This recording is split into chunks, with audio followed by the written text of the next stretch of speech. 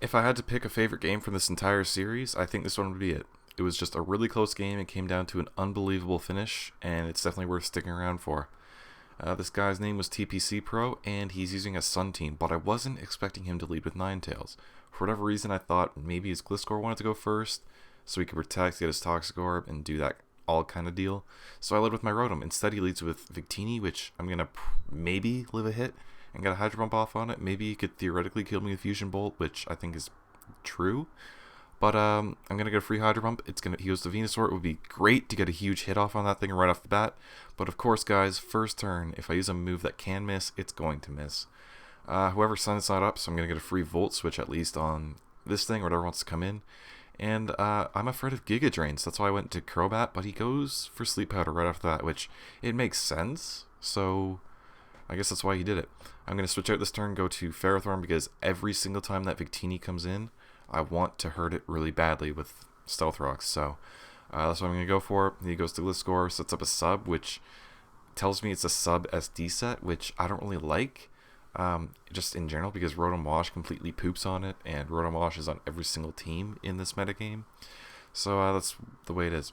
I'm going to try and Power Whip away his sub first turn, which I think I can do 25% to a Gliscor, but I didn't that turn. I got min damage, whatever, and I really should not have stuck around to take that hit.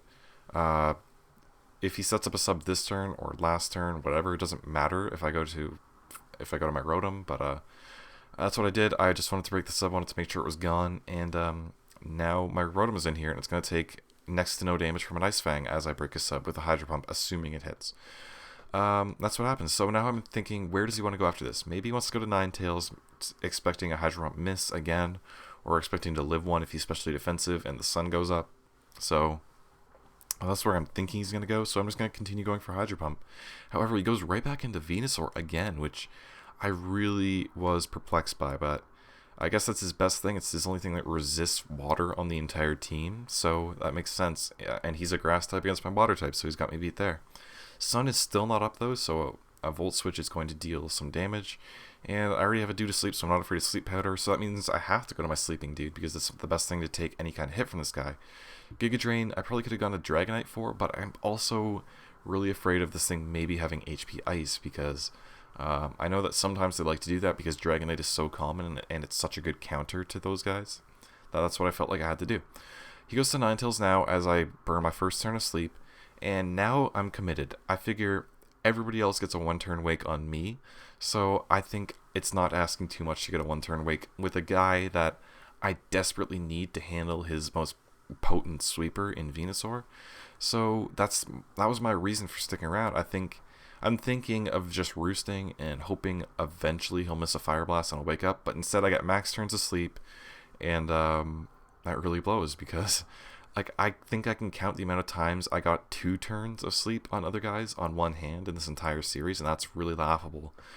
And I just feel like I didn't deserve one, certainly, but it would have been nice to get one there. I go for Stone Edge, kill that guy, kill the Ninetales that is, and in comes Venusaur. So I'm afraid of Giga Drain, but if he's got Black Sludge, I feel like I might be faster with the Scarf. But I'm scared out because he's entirely special. Every single move I've seen is special, and the only ones that Terrakion has a chance of being faster than are mixed ones. So that's what I had to go for. And here I make another key misplay. The first key misplay was letting Crobat die, and the second key misplay was letting Ferrothorn die. I was just really afraid of him potentially having HP Ice, because I feel like he could have eventually gotten the job done with HP Ice against Ferrothorn, but I would have gotten a T-Wave off on it, and that would have been great. I took a chance, and I really shouldn't have done that. So now I go to Dragonite. I really should have gone to something else to take the sleep, but I really don't have a whole lot left. I've let a few too many guys die. I could have gone to Rotom and let it fall asleep, but I really need him for Gliscor, because that's the best I got. So he takes Stealth Rocks with his Gliscor coming in, and I get a crit Declaw, and it does about 50%, I want to say. That gets some gears turning in my brain that says, maybe, hey, if I can get up to +3, I can beat that thing even if it has Ice Fang. So I'm just keeping that in the back of my mind as maybe a backup plan if Rotom decides to die.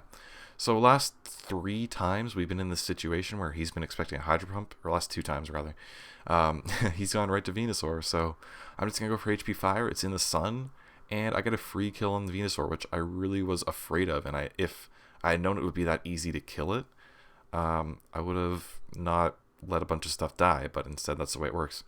Now, however, as Victini gets a free switch in, gets a free V create, I could have sacrificed anything, but I figured if Dragonite's going to be able to kill Gliscor anyway, I don't really need Rotom so much. So that's what I kind of went for. And Dragonite's my only real thing that has a potential to live 1, other than maybe Terrakion, but he might go for another move. And here we go. We're initiating Kill Gliscor Plan B, which is Dragonite's a bunch of times, and hope I can 2-hit KO.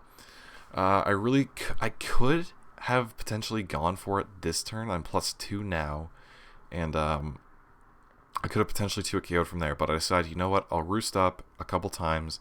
He still is not going for Swords Dance for whatever stupid reason, and I'm just going to try and get it +3 because that'll guarantee I kill it. So I'm +3 now. He still hasn't SD'd, which makes no sense. As soon as he SDs, he beats the thing high, cut and dry. There's no two ways about it. I think he finally clues in, hey, he's not switching. I think he was continually going for Ice Fang because Breloom could potentially have come in and beaten this guy. But, and from that perspective, it makes sense, but it didn't work out for him. However, all I need to do is not get min damage on this thing for 2 turns. For 2 turns in a row, I just need to average damage, and I get min damage on the first freaking one. It does about as much as the crit did first turn, and the crit is a simulated +2, and I'm +3, so I got min damage. I guess this happened to me before. That really sucks, and now I'm in shit. Like, the game is over if I get average damage 2 turns in a row, and it doesn't happen for me. So, Gengar comes in. I knew it was coming in. I had to go for Stone Edge. Stone Edge hit 3 of his guys. His only thing to take a Stone Edge would have been Terrakion, and he's not about to switch in Terrakion against another Terrakion, just in case. So I know that Breloom, as my last guy, can live 1 close combat from this thing and then kill it with Mach Punch as its defenses are -1. So that's the plan. However, is he going to stay in? It's the same situation that we had against Wild Chase, and in fact, I think I had that battle the same day that I had this battle. So the similarities are just uncanny. So if I'd gone for SD there, I would have been absolutely fine. But instead, I thought he might stay in. If he stays in and kills me and I Swords Dance, I'm going to hate myself. So I had to go for Mach Punch. And now his Victini is just going to come in, and I've got to hope for a Mach Punch crit on this thing because I need to lock myself into close combat. And if he's going to go for Zen Headbutt, he's going to take out my Terrakion. I can't go for Earthquake. That's not going to kill his Terrakion. What? He misses a Zen Headbutt. I don't get my crit, but I get a 1% miss with Victory Star. It boosts his accuracy 10%, and it's a 90% accurate move. So I think I just got a 1% miss instead of a crit, and that gave me a chance down the wire. So Terrakion is Scarfed, and it's going to outspeed this thing because I'm expecting it to be either Scarfed or maybe it's Banded. I don't know. Either way, it was faster than Breloom, and now I've got a chance. This game, we're both down to our last. Our lasts are both Jolly Scarf Terrakions, and we're both going to go for close combat. So it's a total coin flip. What the game came down to. Who's luckier, and it turns out he wins the coin toss, and that could not have been a more exciting ending. Nobody knows who's going to win until the very last turn, simply due to his stupid miss. And that's just the way the game works. He gets a 1% miss. I get a bunch of other crap happen in terms of max sleep turns and min damage and misses on Hydro Pump. So unbelievable ending, dude. Great game. I really wish I'd walked away with it, but I really didn't have a chance after my Dragonite went down. But the game gave me one. I was thrown a bone. It's like, here, you can have this 1% chance, but no, you don't get a speed tie. So it was fun. It was fun to play, and like I said, it was the same day that I had the game against Wild, where that game came down to basically a speed tie. So I was really unlucky this day, and that's just that's just the way it worked. So thanks for watching, guys. Man, that was a ton of fun, and I'll see you next time.